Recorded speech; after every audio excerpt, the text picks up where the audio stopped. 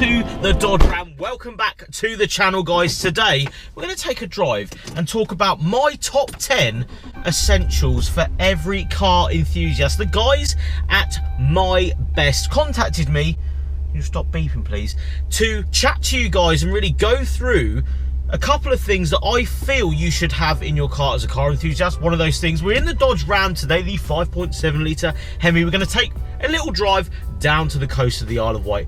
Chat to you guys about essential things you should have and things that I've noticed in the past that I've needed in my cars. But onwards to some roads that this actually fits down.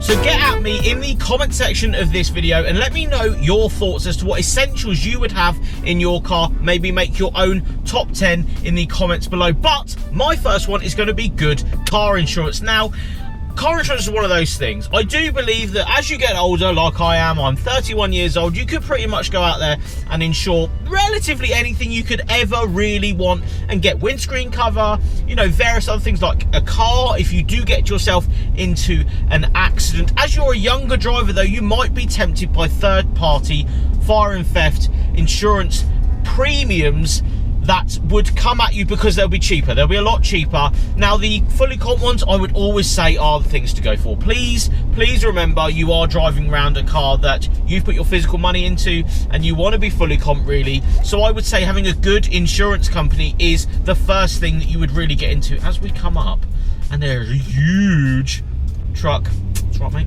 A huge truck in the way there, in the Dodge Ram. Anyway, the first thing, yeah, good insurance. Now, if you are to go on to the other side of a good insurance on your car, you'll only really know about it when you crash. I had a really good insurance company when I had my crash in my Lexus many moons ago. If you guys may or may not remember on the channel, that car, someone pulled out in front of it, unfortunately. So I had a really good insurance company that actually gave me a car within, I think it was 2 days. They gave me an equivalent car and they actually repaired the car and it got written off, but it was so quick and so simple and they paid out instantly. Now, if you had a bad insurance company, they would not pay out, or they wouldn't give you a car, they wouldn't give you, you know, various things if the inevitable would happen. So I would say, from my personal experience, the first thing is going to be a good insurance company, or good insurance on your car, because you want to make sure it's like, people love pulling out in front of people, I'm convinced, these days. So having good insurance is key. Now, I would say the next thing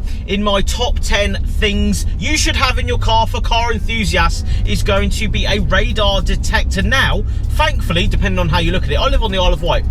Cars literally in a 40 right now, we're doing 32, so I don't personally have a radar detector in my car, literally because you can't go fast on the Isle of Wight. But if I was up and down the motorway constantly, I could find a legal way of getting a radar detector in my car. Some places, you know, some states, especially in America, don't let you actually put radar detectors in your car. So a road angel would probably be the best way to go, just so it detects what's going on.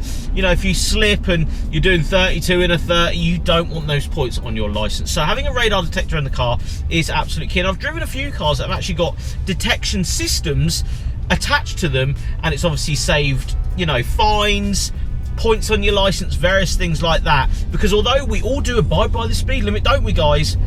When you're cruising, sometimes you put your foot down, especially when you've got a faster car. Sometimes you do put your foot down and you're going a little bit faster than you should be. So my number 2 is going to be a radar detector. Now, my number 3, what's my number 3? Well, I would say a dash cam. The whole world, especially the UK, is full of dash cammed cars. A lot of the newer cars I do see, you know, very mundane cars do have a lot of dash cams. I actually had one in my X6. I don't have one in my Dodge Ram at the moment, but I don't necessarily park this in too many places. I was traveling a lot in my X6 way back when, so I actually got one, and although it didn't save me from events that are happening, because I didn't have any events that happened in that car, it was a nice peaceful reminder that if something did happen, I was fully covered in the sense that I had video evidence of what had happened. Because I'd been crashed into and pulled out of in front of my Lexus, which was a massive shame, I wanted to make sure that didn't happen again, or if it did, which, you know, you can't really decipher whether that's ever going to happen to you again. But if it did, you would have a backup as to exactly what happens. One of those things that I think is essential for everybody, let alone a car enthusiast. If you go from car to car a lot, a Bluetooth adapter or some sort of Bluetooth radio connectivity is key. I drive a lot of different cars. I sometimes jump in cars with, you know, older technology in them. So having something that I can actually connect my music to, my phone calls to, while I'm driving is absolute key. Thankfully, this car, my Dodge Ram, does actually have Bluetooth as an option. So it is all good in this one. But if I was to get in my Series 1 RS Turbo, say, I would not have Bluetooth connectivity. So having a connection to throw your music through, Bluetooth on a car, especially an old car, one of the best things ever. Number 5 is going to be a very simple one, but one that a lot of people don't remember. A tyre repair kit. Even if it is the inflatable thing that you pump into your tyres, it's just in case. I do actually have one in here, although I don't think it would make a lot of difference on the size tyres I have. But I have actually, again, way back when in my Lexus, I actually got a puncture. I think I was in Essex at the time, and I was able to throw some of that fluid into that rear tyre, and we were good until we got to the tyre shop. So that's a really good thing. Something to keep you mobile more than anything is having maybe a tyre repair kit. If not, one of those, you know, you put it on the valve and then it opens fluid into the tyre. Yeah, one of them. They're good. Number 6 is going to be, because I like old cars, jump leads. Now this doesn't need jump leads. You're literally going to go forever, this truck. But Series 1 RS Turbo, my 106 GTI, or my Cadillac, each one of them have got a pair of jump leads in them, just in case, because you never know what you might accidentally leave on.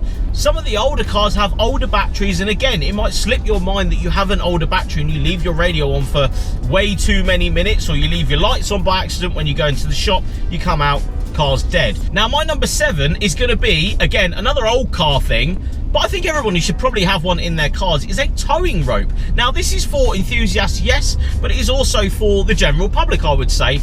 Having a tow rope just in case has saved me and my friends a couple of times. If you remember way back, when Josh's Toyota Aristo died, we actually were able to tow it onto the boat and then tow it home because we had a tow rope. If we didn't have that tow rope, the car would have to have been left on the spot and be delivered, and loads of money basically it would have been. So just having that really simple thing in the car meant that we could tow his car via my Lexus onto the ferry, and then subsequently we got home. Now my number 8 is going to be a suction cup mount for your phone. Again, I personally see the huge benefit of having your phone constantly connected to either a car or in front of you if you are, you know, driving around someone else's car like I do most of the time, and I want my sat nav on. So having that to literally plug up onto the windscreen or a side window, wherever you want to put it, is again another key good that you sometimes look past. So I have a bag full of stuff that I always take to most car shoots, and one of them is actually a suction cup for my phone, just in case I am out in the wilderness somewhere and I need to actually see where I'm going on my phone. Number 9 is going to be something that is in most cars, but it's a small toolkit. Now I actually keep socket sets, little ones, and a couple of screwdrivers and a couple of cable ties in most of my older cars. Something that again might be overlooked by the general person that has maybe a newer car, but for me it's something that I actually try and keep in every single car. This one's got a little toolkit in it that I've bought off eBay. It's about a tenner, with a couple of cable ties as well and some screwdrivers. Again, not necessarily just for me, but when we're out, we're shooting, we're doing bits, it's always nice to just have those couple of little tools that could get you on the road, or if you just need them to tighten something up or whatever's going on, it's always nice to have that safety net, a little toolkit in your car. And last but not least, my number 10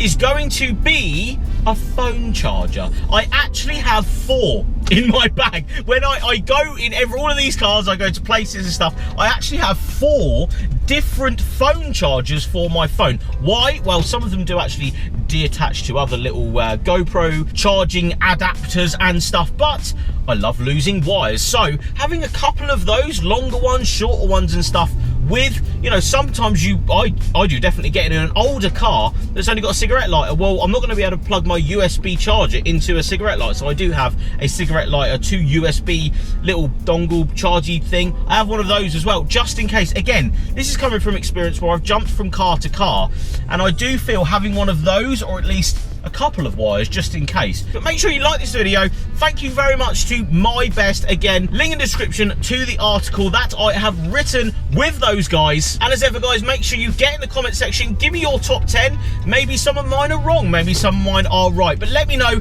in the comments below, and I'll see you all on the next one.